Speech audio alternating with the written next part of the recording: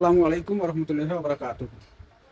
আপনি মোবাইল চালান, ক্রোম ব্রাউজারে যত কিছু তথ্য আপনি সার্চ দিয়েছেন, এই সার্চগুলো দেওয়ার কারণে এই হিস্টোরিতে আপনার সব কিছু তথ্য যে আসে, এই তথ্যগুলো আপনি কীভাবে ডিলিট করবেন, ডিলিট করবেন কীভাবে, যাতে পরবর্তীতে আপনার মোবাইলটা ভালো কাজ করে, বা আপনার যে গোপন ভালো মন্দ যা তথ্য সার্চ দিয়েছেন সেগুলো কীভাবে ডিলিট করবেন, কীভাবে ফ্রি করবেন, মোবাইলটা কীভাবে আপনার ফাঁস করবেন, সেই বিষয়গুলো আজকে আপনাদেরকে দেখাবো। আপনি ভিডিওটা আপনারা সবাই কন্টিনিউ করুন, ঠিক আছে? আমি আজকে সবগুলো দেখার চেষ্টা করবো, বা কীভাবে ডিলিট করে সেগুলো দেখাবো। তো আপনারা প্রথমে চলে যাবেন এই ক্রোম ব্রাউজারে, এই যে ক্রোম ব্রাউজারে চলে যাবেন।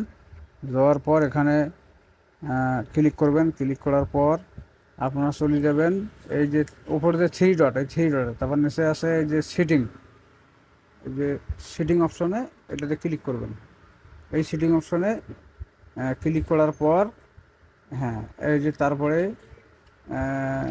নিচে আছে সুইট সেটিং, এই যে সুইট সেটিং, এখানে ক্লিক করতে হবে। ক্লিক করার পর তারপরে স্ক্রল করে নিচে যাবেন, স্ক্রল করে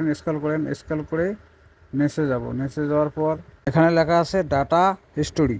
এই ডাটা হিস্টোরি এইখানে প্রবেশ করতে হবে। আমরা এখানে এই হিস্টোরি অপশনে ক্লিক করার পর আবার স্ক্রল করে নিচে যাবেন। নিচে যাওয়ার পর নিচে আসার পর এইখানে গুরুত্বপূর্ণ বিষয়টা এই যে নিচে এই যে আছে ডিলেট অল ডাটা।